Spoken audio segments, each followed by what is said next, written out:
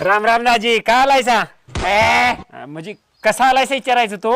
दिसायला गेला का कसा आला का बस स्टँड पासून चालत आलोय घामानं पार डबडब झालोय चल पाणी दे